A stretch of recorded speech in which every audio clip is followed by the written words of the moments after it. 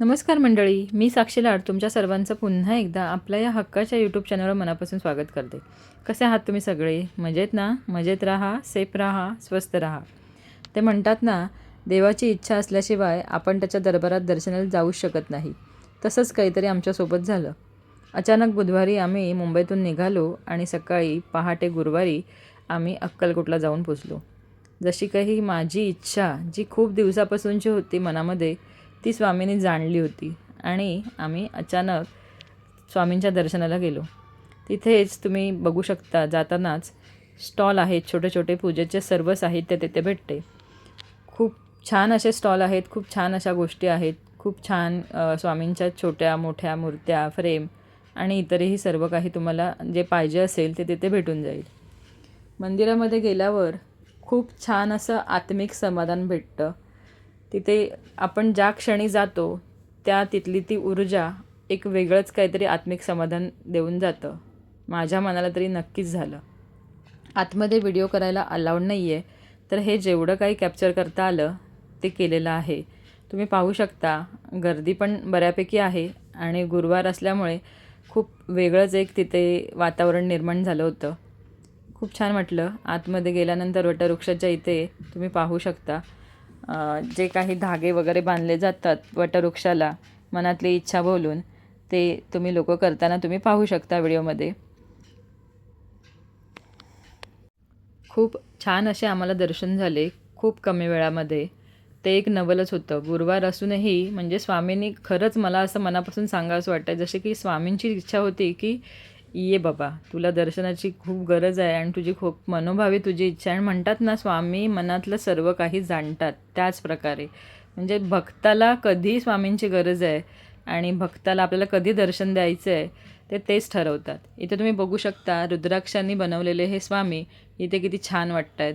इथे लोक जाऊन फोटो काढत होतेच, तसे आम्ही पण फोटो काढले. आणि इथे हा एक सभामंडप आहे किंवा हॉल आहे. तिथे लोक पारायण करतात, नामस्मरण करतात, बसून स्वामींचं समोरून दर्शन घेतात. तिथे पण छान बसून तुम्ही नामस्मरण करू शकता. कसलीही पाबंदी नाही आहे वेळाची. तिथे जाऊन तुम्ही नामस्मरण करू शकता. दर्शन करून बाहेर आल्यावर ह्या साईडला पण पूजेचे साहित्यांचे स्टॉल आहेत. आणि पुढे गेलं की स्वखर्चाने आपण कुपन घेऊन इथे नाश्त्याची सोय आहे. नाश्ता पण खूप छान होता, सात्विक होता. वटवृक्ष स्वामी मंदिरच्याच इथून 10 मिनटाच्या अंतरावर, जवळजवळ 10 मिनटाच्या अंतरावर हे चोळप्पा महाराजांचं घर आहे. इथे स्वामींनी 21 वर्षाचं स्वामींचं वास्तव्य होतं आणि याच ठिकाणी स्वामींनी समाधी घेतली. तेच हे मंदिर. इथेही तुम्ही बघू शकता भाविकांची गर्दी आहे. ते अभिषेक वगैरे केला जातो. अभिषेकासाठी जर आपल्याला नाव नोंदवायचं असेल तर इथे नोंदवून घेतात.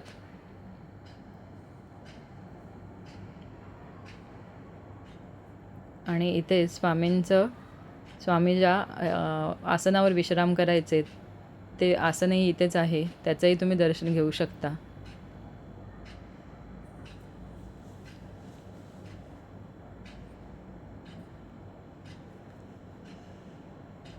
ही आहे स्वामींची समाधी आणि हे आसन जिथे स्वामी विश्राम करायचे.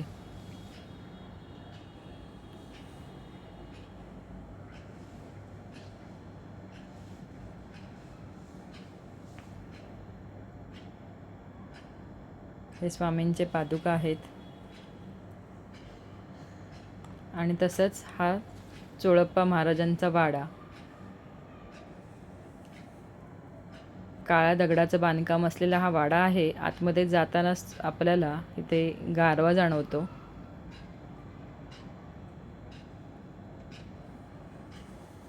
इथे तुम्हाला आता हा बाळपुजारी, त्याचं नाव ऋषिकेश आहे, तो स्वामींची माहिती देईलच.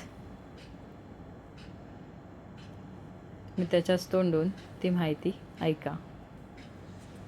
श्री स्वामी समर्थ. जय जय स्वामी समर्थ. हा स्वामी समर्थ महाराजांचा वापरलेला राजदंड आहे. म्हातारे लोक कसं काठी स्टिक वगैरे पकडतात, तसा हा राजदंड स्वामी पकडायचे. म्हणजे स्वामींची हाईट कशी विचार करा. हा गणपती स्वयंभू त्याचं वैशिष्ट्य म्हणजे काय, तिकडे कोपऱ्यात फोटो दिसतोय का पांडुरंग पुजारी, ते माझे पंजोबा.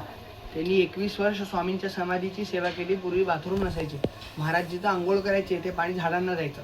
त्यात एक झाड होतं रुईचं, हनुमानाच्या गायत रुई घालतात ना. पंजोबांना दृष्टांत झालं की रुईच्या खोडात म्हणजे रुईच्या झाडाखाली मी त्या जरा काढले आणि गणपती निघाला. त्याची जी सोंड ही डावी पण नाही आणि उजवी पण नाही आहे, वरदमुख आहे. हा कायम आपल्याला वरदान देणारा गणपती आहे. तो खांब दिसतोय कोपऱ्यात, त्याला महाराज टेकून बसायचे. आणि खांबाला जो वर फोटो लावलाय ब्लॅक अँड व्हाईट, तो ओरिजिनल फोटो आहे स्वामींचा. स्वामींच्या जे राईट साईडला बसलेत ते चोळप्पा महाराज. त्यांच्यासाठी स्वामी अक्कलकोटला आले. ह्या घरात 21 वर्ष म्हणून स्वामींनी इथंच समाधी घेतली. चोळप्पा महाराजांची मी 6वी पिढी. श्री स्वामी समर्थ. जय जय स्वामी समर्थ.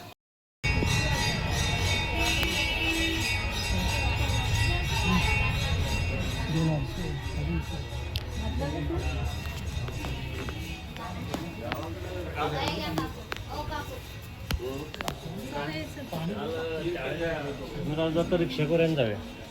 काय तिथं आता जात नाही, गाडी जात नाही माहिती नाही.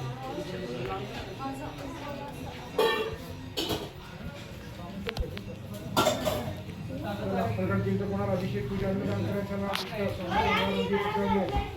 आज शिवकुमारांचं घर आहे. स्वामी वास्तव गेले 20 तारखेला प्रगत दिन आहे.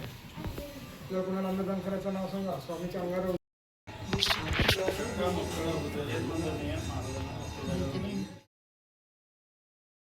स्वामींचे सुखद असे दर्शन घेऊन आम्ही थेट पोचलो गाणगापूरला. इथेही तुम्ही पाहू शकता पूजेचे साहित्य असणारे छोटे छोटे स्टॉल आहेत. आणि मंदिराचा हा बाहेरचा भाग आहे. बाहेरील भाग पण किती छान आहे बघा. आणि इथेही भाविकांची गर्दी आहे. आपण आता आतमध्ये जाऊया. श्री दत्त मंदिर असं हे लिहिलेलं आहे. त्रिमुखी दत्ताचा हा अवतार आहे. आणि इथे आतमध्ये दर्शनाला जाण्यासाठी अशा जिन्या आहेत, शिड्या आहेत. असं वरती चढून जायचं आहे आपल्याला. आणि वरती चढून गेल्यानंतर खाली थेट उतरून गाभाऱ्याच्या इथे आपण जाऊन पोचतो. पण इथे गाभाऱ्याच्या इथे आम्ही जाताच तिथे त्यांनी व्हिडिओ करण्यास सक्त मनाई सांगितली.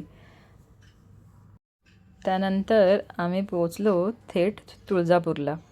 एकाच दिवशी अक्कलकोट स्वामी, गाणगापूर आणि तुळजापूर हे सहजासहजी होत नाही. पण ती त्या देवांचीच कृपा आणि ती घडूनच आली होती. अशा पद्धतीने आम्ही थेट तुळजापूरला पण जाऊन पोचलो. आणि इथेही आपल्या तुळजाभवानीचं दर्शन आम्हाला खूप कमी वेळामध्ये खूप छान दर्शन झालं. इथेही एक वेगळा अनुभव, जे भवानी मातेची जी ऊर्जा असते ती एक वेगळीच तिथे भासत होती. इथेही भाविकांची गर्दी होती. तुम्ही बाहेरून हा मंदिराचा परिसर बघू शकता. इथे पण ओटीचे सर्व साहित्य भेटतं.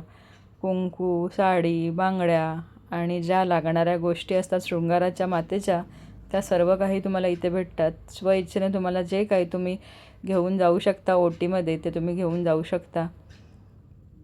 किती छान असं हे मंदिर आहे, तुम्ही पाहताय. पूर्ण दगडाचं काम आहे. काळे दगड आहेत आतमध्ये, खूप छान मोठे मोठे. इथेही भाविकांची गर्दी आहे. इथेही जाण्यासाठी असेच जिने आहेत जे वरच्या बाजूने जातात आणि नंतर खाली येऊन मातेच्या मंदिरामध्ये गाभाऱ्याच्या इथे जातात. इथे मातेची आरती चालू होती, तुम्ही स्क्रीनवर पाहू शकता. शृंगार चालू होता मातेचा आणि त्याच वेळेला आम्ही जाऊन पोहोचलो.